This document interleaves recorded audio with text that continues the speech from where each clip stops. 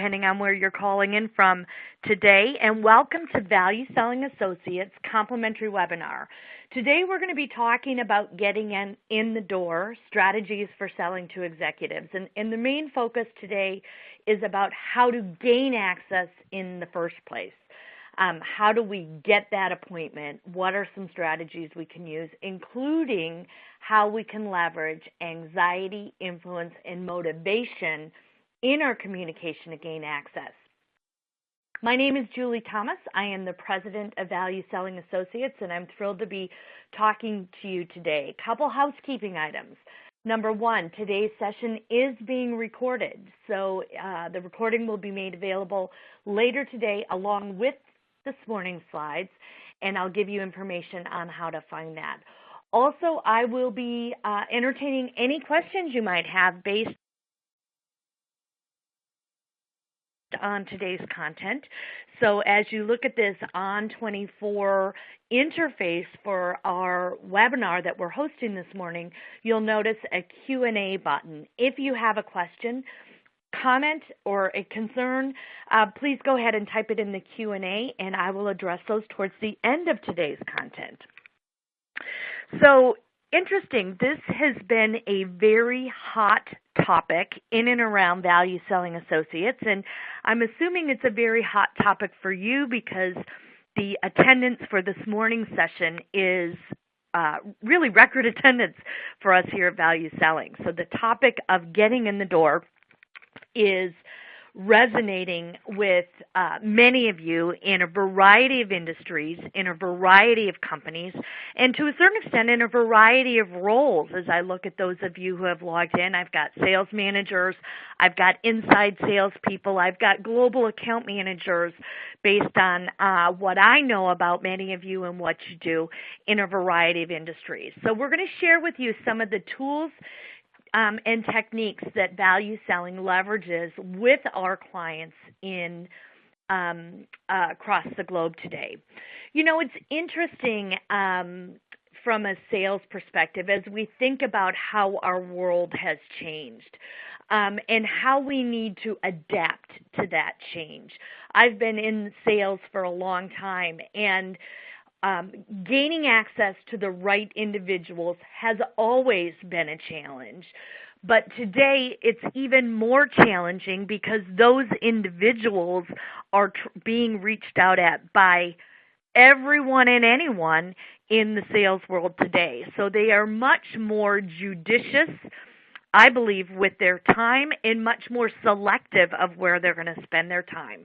So we're going to talk about how we need to adapt as sales professionals in light of those changes and how we can respond to them. So let's go into it. What we're going to talk about this morning is how selling in today's world has changed and what we need to do because of that change. Why do we need to sell to executives? I think we all understand why we need to sell to executives, but we're going to talk about some of those general areas, because the reality is for most of us, we get in where we get into any prospective account, and then we try to identify the right people and figure out who else we need to talk to. We're going to talk about some areas where we can find information and identify them. And then most of today's session is going to be talking about different strategies to gain access to them, how we can get that initial meeting, how we can begin the engagement in order to communicate and build a relationship. One thing I do want to mention is in January of this year, one of our managing partners, Doug Von Koenig, conducted a webinar that was about establishing credibility. So once you gain access, how do you establish that credibility to get their attention? And that's a recorded webinar on our website from January 2015. If you're interested in that might be a wonderful webinar to go back and revisit if you want to revisit how to open and establish credibility. So at the end of the day, we can't sell to someone who can't buy. And identifying the right individual who can buy is one of the biggest challenges that salespeople often have. In our myriad of resources and tools we can look at, sometimes it's hard to figure out where we can find the right individual and how we're going to gain access to them. So let's talk about what is changing in our world. What do we need to evolve and address today? Well, there's no question, and there's a lot of research that has shown that how decisions are made in companies and who ultimately has the authority to make decisions has changed for most of our companies and most of our customers. Serious Decisions recently did some research that they have shown over the years. If a manager could make a decision in the past, typically that level has increased 2 to 3 levels within the organization. At least one. So what does that mean? Even in our existing clients, who we need to talk to has likely changed, and we may not have the relationships with those individuals that now have the authority to make those decisions. Another thing that has happened in our clients is that we also have more than one person involved in the decision. Many organizations have created committees and multiple levels of sign-off to ensure that not just only one person can make that decision. So that's also changed. The ever omnipotent gatekeeper is still out there, whether it is a middle manager, whether it is an administrative assistant of some sort, or an administrative executive to the executive we're trying to meet, or it's just technology. It's the spam filter. It is the voicemail box. It is caller ID and their ability to decline the call or push you directly to voicemail, which makes it much more difficult to gain access to those people. We'll talk a little bit about some strategies for gatekeepers, but we also have to be proactive and think of ways to get around them so that the gatekeepers become our bridge builders to gaining that access to those individuals. And another thing that has certainly changed that we're having to wrestle with is how buyers, the buying process has changed. Every customer that I have, and I'm sure that you have, has nuances to how they buy, who needs to be involved, how they justify things, what their justification process is. And those buying processes are becoming more rigorous, more laborious, more deliberate. So we need to understand them. And the whole point of our sales process is that it has to be flexible enough to adapt and facilitate all of those individual buying processes. So one of the key changes that's happened in many buying processes, we talked about the decision level not only has changed, but how that decision process is managed has changed. And the evaluation process is sometimes different than the decision process. And the decision process is often different than the procurement process. So we need to understand all those different processes in our prospects and clients and who the executives are in each of those processes that we need to gain access to, because there may be multiple people that we do need to gain access to through that process. So let's talk about why do we want to call on executives? Why do we want to start to build relationships in our prospects at the highest levels in the organization? Well, here's some information that we all know intuitively, but it is critical for us to understand. First of all, when we call high, typically the average size of our opportunity is larger. When we're calling on business executives and solving business problems, those executives tend to want to address them in totality. They don't want to whittle away at those problems with a with a paring knife, they want to take out that axe and chop that problem down. So often when we call high, our opportunity to increase the size of the opportunity is significantly increased, which is a good thing. Also, when we call high and create those opportunities, we have an opportunity to shorten the sales cycle. Sometimes those sales cycles aren't even competitive when we are creating those opportunities at the highest level. So when we get that executive involvement early, we also have the ability to shorten that sales cycle when we gain access to those decision makers right out of the gates. When we solidify those relationships and have access to them, we deepen the strategic partnership. I have one client that refers to the relationships that they have with their executives as trust-based, value-added relationships. When we understand what's important to the executives and the clients that we work with, and we can position ourselves to address those important issues, meet their strategic imperatives, add value to them both personally and professionally, as well as in the business, we are going to be viewed not as a supplier, not as a vendor, but as a partner, which is important for many of you and your overall strategies with the customers and prospects that you're working with. We don't want to be the generic supplier. We want to be the go-to resource that they think of when challenges come up. We want to be involved in the problem-solving aspects of their business, not just pitching or pushing what's on our agenda. And it gives us the opportunity to lock out the competition. I know that when in my best relationships that I have with my clients, and I'm sure it's true of many of you, that the competition given that relationship is at a significant disadvantage. I'm not taking advantage of that relationship because things can change, but when I have those tight, strategic, high-level executive relationships and my competition doesn't, I am at a strategic advantage in those situations. And that is one of the reasons we want to build those relationships and gain access at the highest levels possible in the clients and prospects that you're working with.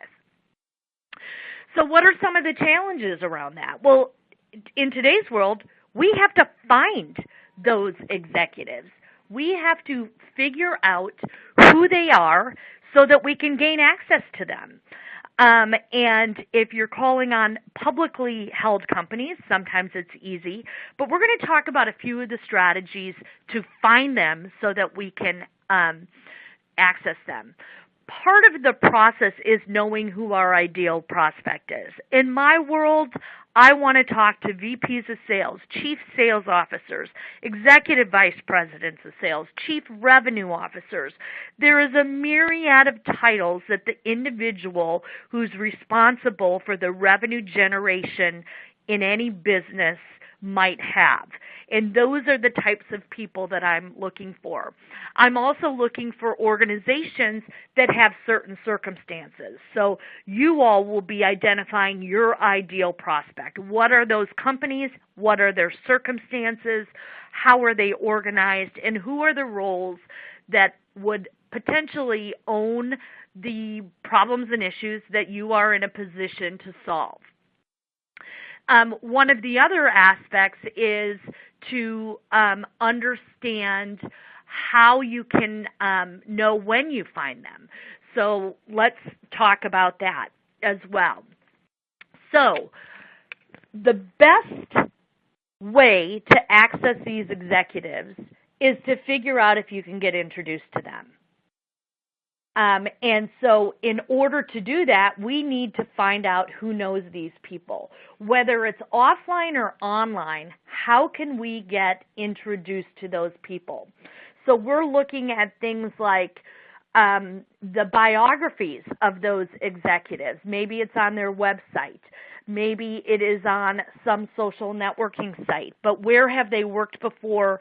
Who are their customers or clients? And do we have overlap in those networks that we could leverage for an introduction? Can we meet these people outside of asking for a sales call, whether it's a trade show, an industry event, a local event? If you're calling on small businesses, maybe you're involved in the Chamber of Commerce or United Way, philanthropy or charity that tends to attract business leaders in your organization. Maybe you're participating in local or industry events in order to meet them. But we're doing that research so that we can identify where that overlap is and see who we can get to introduce us. Because the most often way that a senior executive chooses to take a meeting with a sales executive is because they were introduced or referred to them. I'm putting up this study to share with you right now. And this is a little bit older data, but my experience is that this data still holds through. Cold calling out of the blue for a prospect is often the least effective gaining access mechanism. Now, that doesn't mean we're not going to do it. I'm not giving anyone a hall pass that says, well, cold calling doesn't work as often as referrals, so I'm going to stop cold calling. We're going to talk about ways to make that cold call more effective when we get into the discussion of anxiety, influence, and motivation. But what I'm saying is that if we can get a referral in addition to the cold call or instead of the cold call, our likelihood of getting that appointment is going to go up dramatically based on the data that I'm sharing with you today. Now, the interesting thing as we go into the cold calling, and we'll talk about that, is the number one reason that a cold call does get acted on is timing. And that's the one thing that we don't have insight to for the executive we're trying to reach is, are we getting them at the appropriate time that this is top of mind, that they're thinking of this, and therefore our message is receptive or they're open to that message? So the challenge that we have is, it seems to me that the people that are best at cold calling are the ones that do it the most, and therefore their likelihood of having good timing goes up dramatically. And we'll talk a little bit about that as we go through this, continue to go through this. So let's talk about some of the specific ways that Value Selling Associates works with our clients around the globe on how to gain access to these executives. We're going to talk, I'm going to just highlight a few of them and then we'll go into them in detail. What we can do with our Gatekeeper strategy, we know we're out there, and how can we be proactive and manage through that? How we can use what we call Modus Operandi as a way to set expectations and identify the likely stakeholders that we need to gain access to. How we can use bargaining or negotiating when we know that we're not with the appropriate executive that needs to be involved in that, and how we can incorporate them. And also then, as I said, how we can leverage anxiety, influence, and motivation in our messaging and communication to increase the likelihood that that communication will resonate with the executive enough that they'll take action and agree to a meeting. Because at the end of the day, as we get in the door and gain access to these executives, the reason we want access is to have a conversation, not to pitch or push, but to engage and converse, to talk about what's going on with them and how we can add value to that. So let's talk a little bit about the gatekeeper strategy.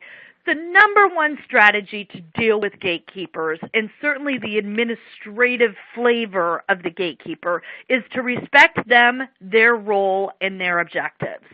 I know even here in my own office, if I hear someone on the phone giving a hard time to our office manager here or someone who answered the phone, if they can't be respectful of her and her time and her role, then I certainly don't need to spend any time with them. So treat them with respect. Ask for their help. Ask for their help in gaining access. Ask them to help you help them, if you will. Understand the process of how they get to that. And turn that gatekeeper, therefore, into that bridge builder, because their job is to control access and protect the executive that they work for. So ask for the process and others that you might be able to gain access to. And my personal strategy is I avoid voicemail early on when trying to get to that. I think voicemail is not an effective way to ask for that meeting. So I keep trying back until I get a live person. If I get voicemail, I'll try to hit £0, again, with the intention of getting to a live person so I can understand, talk to somebody. What's the calendar? What's the process to get on the calendar? Can we set up an initial conference call? What's the process to set up an initial phone call? I want to talk to a person, not leave a message and expect them to take action from a voicemail message. Another type of gatekeeper is the middle manager. So when we get into an organization and we are engaged in a sales process and we know, and even maybe that middle manager is even acknowledged that they're not the decision maker, but you can work solely through me and I'll deliver the messaging. So I work with them on what I call a partnering strategy. How can you sell them on the idea of helping you get access? We'll talk a little bit about bargaining as a strategy for this, but just understanding what's important to that person. What's their motivation for blocking access? Have they been asked to do that, or are they taking that on their own? Are they afraid that you're going to embarrass them, or are they afraid that you're going to somehow damage their reputation or their credibility? And in a couple of areas, we'll talk about bargaining as well as modus operandi as strategies to get around and partner with that middle manager. And then last but not least, in today's world, we've got the technology gatekeeper. I can look down at caller ID and make a decision without answering the phone. Do I want to accept that call based on what's showing up on my caller ID level? I can push it right to voicemail. As I get emails get caught in both my corporate spam filter as well as my desktop junk mail folder. And so one of the challenges with the technology gatekeeper is sometimes we think communication is getting through as the sales professional, and they haven't even gotten the message, listened to the message, or seen the message. So we need to understand different ways to get around that technology gatekeeper to ensure that we are as effective as possible. So let's talk about the concept of modus operandi. Modus operandi can be a wonderful way to deal with that middle manager gatekeeper, in that very early on, often in the very first meeting, when we are meeting with someone, we set the rules of engagement and try to establish our mode of operation, which will include identifying all the executives or stakeholders that are likely to be involved in that decision and meeting with them as early in the sales cycle as possible. We know that if we're not meeting with the people that actually have the power, the authority to make the decision, we're at risk to be spending time, energy, and resources on an unqualified opportunity. So think about where in your company or where in your organization you may already be using modus operandi, and can you use it in other ways to set those expectations and gain access and identify those right decision makers. Let's also talk about bargaining. Bargaining can also be a wonderful way to deal with that middle manager gatekeeper, in that anytime you have anyone in an organization asking for something from you, what can you ask for in return? So how can you bargain and negotiate when they're asking for something? Maybe it's a presentation, maybe it's a demo, maybe it's a reference, maybe it's access to a specialist or SE in your organization. Can you turn that around to, I will give you that when and if and we can involve these other stakeholders or executives. And that bargaining can be a very powerful strategy. I recently worked with a client that often found themselves stuck with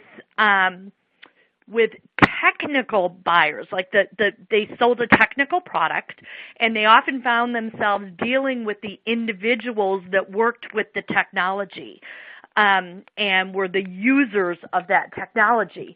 But those people in 99% of the situations were not the individuals that would ultimately make the decision to buy the technology. And so they started to deploy bargaining very early in their sales cycles, that when people wanted to see a demonstration or get deeper into understanding the technical solution they were selling, they would bargain for access at that point. And what they found was that immediately their sales cycles started to shrink, because they were, as simple as it sounds, merely asking for access in return for what that customer wanted. Now, there will be times when the customer may not want to bargain, and then we have to deal with those as one-offs, but there will be just as many times, if not more, that they'll agree to the bargain, and you can leverage that. And remember, our goal is to identify those decision makers so that we can shorten the sales cycle, expand the deal size, and ultimately qualify, advance, and close the opportunity. So let's get into what we do when we have to contact somebody and gain access to somebody that we don't currently have a relationship with. This is the old traditional cold call, if you will. What is that cold call look like? How do we structure that messaging? Well, here at Value Selling, we talk about crafting messages tailored to the individual that you're going to reach, that include the ability to hit on an emotional trigger of the buyer. Our messaging in this A.I.M campaign is all about the prospect and not about us. So that's the first thing that we need to think about. These are not mass marketing emails. These are tailored individual emails based on what we know and how we have researched the individual and the company that we're trying to target. So the number one way to make these A.I.M messages, and A.I.M stands for anxiety, influence, and motivation, more effective, is to make sure they're tailored to the individual that you're calling on.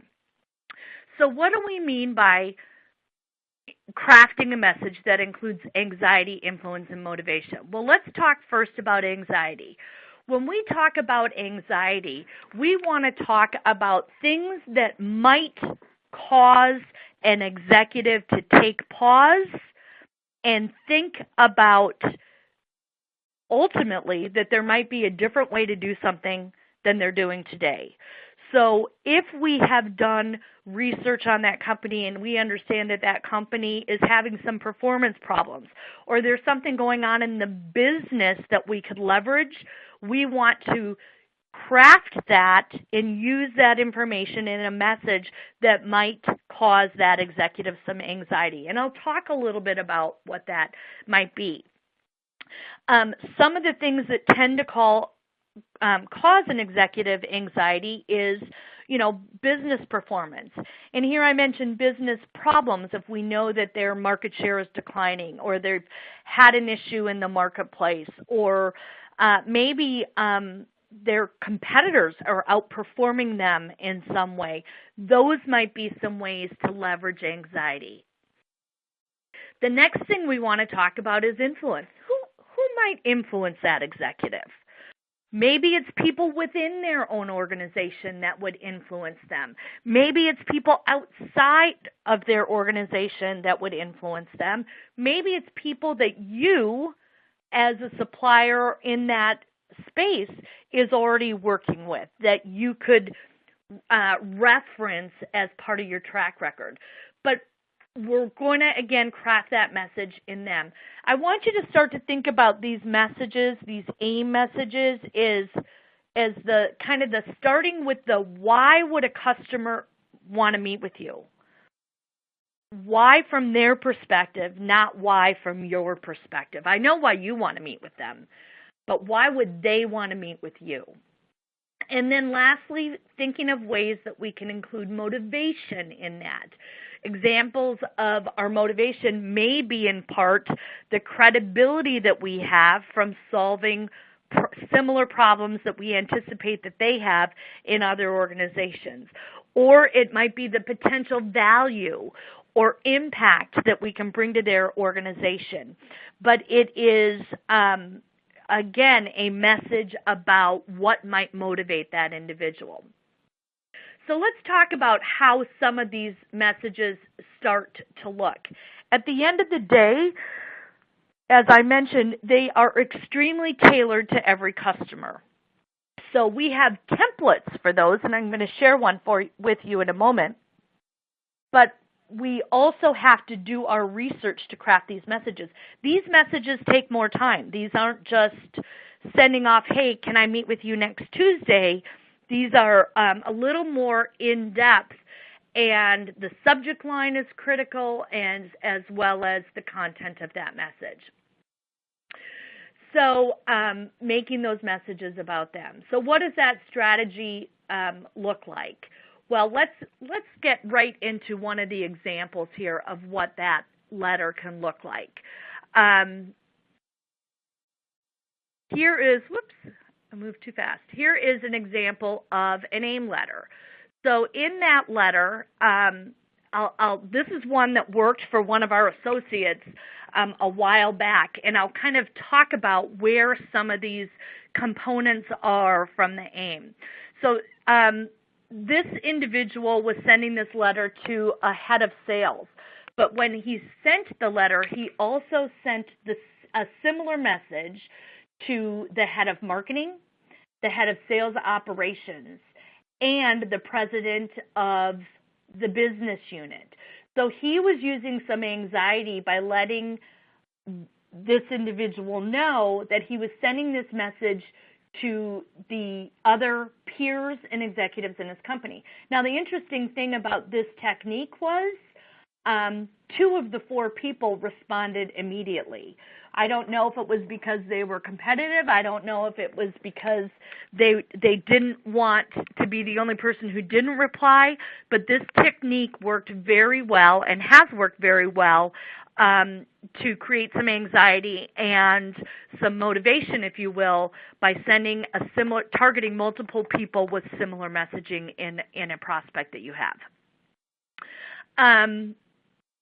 And then talked about how he was working in that industry and didn't talk about the value selling product, but talked about how our improvement has worked with other organizations and highlighted that.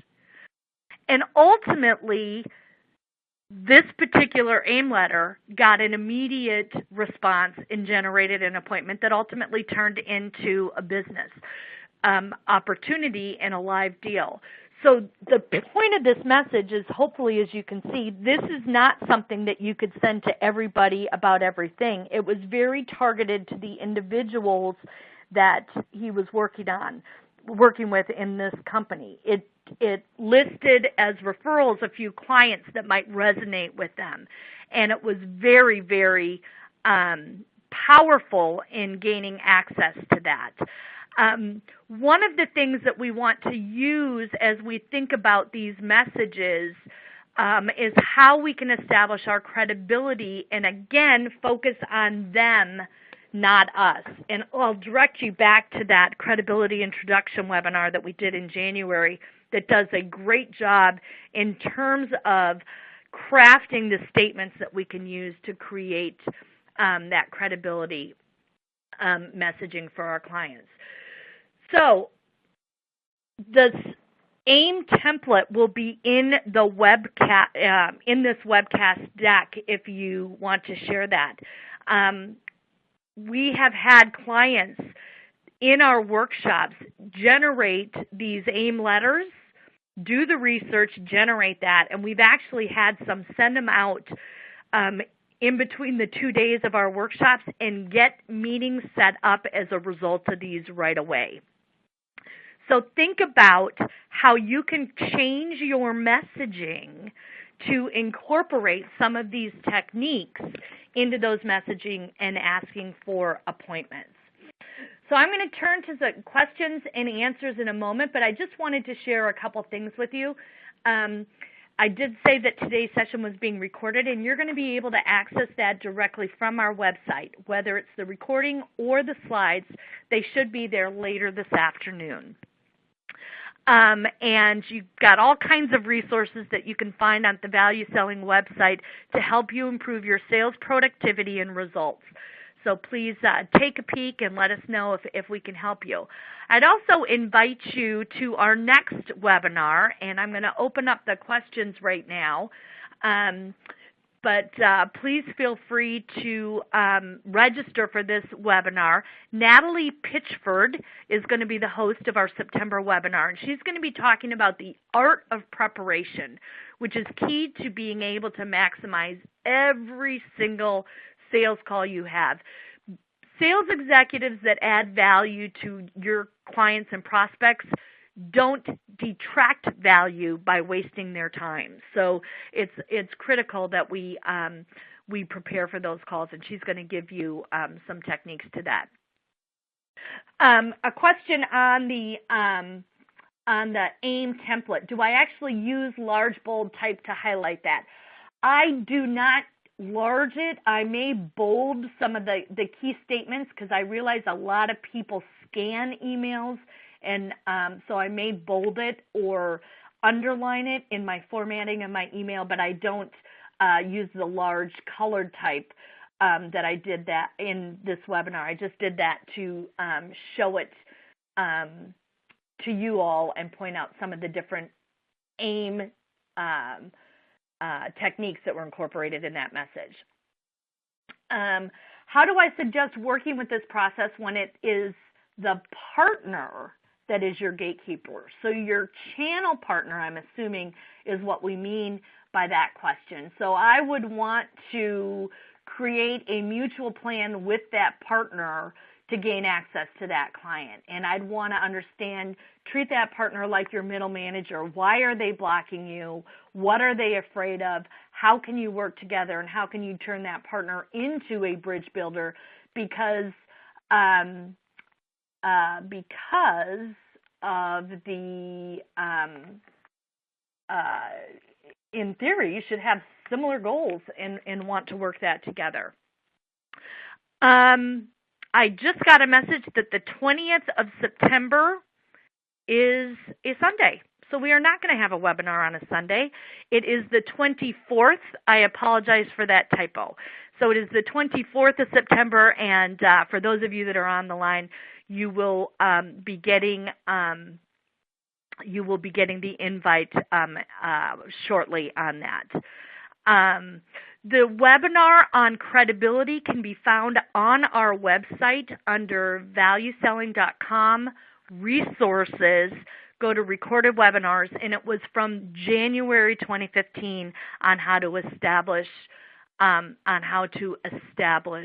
credibility. Another question. Let's see. Let me go here. And this is talking about networking and getting introductions. And so the comment is, so is it really all about your network or your support group to gaining strategic advantage for sales? I think your support group or your network, your business network, and your ability to continually extend that business network is absolutely critical, because the more people you know, you're going to increase your likelihood of being able to ask them for referrals into others. So every time you are meeting with a customer or a prospect, or even when somebody decides not to do business with you, can you ask them for who else should I be talking to? Whether it's in your organization or outside of your organization. We'll pick an upcoming webinar to talk about some strategies for social selling and how you can leverage technology to help you do that. But those are some key areas. So I would love to hear your feedback, and if you haven't connected with us, please do so. You can follow us on Twitter at Value Selling without the E in value, Value Selling. Join our group on LinkedIn or even Facebook. And, give us comments on today's webinar. Share with us topics that you'd like to hear us talk in the future, and we'll be happy to see if we can't address those. And last but not least, if there's any questions or comments based on today's comment, or you want some critique on an AIM message that you're crafting, please don't hesitate to reach out to me directly. I'd love to hear from you. And connect with me as well on LinkedIn. Have a wonderful day. Thank you for investing this time with us this morning, and we look forward to seeing you on September 24th with Natalie on our next complimentary webcast. Great selling, sell with value. Take care.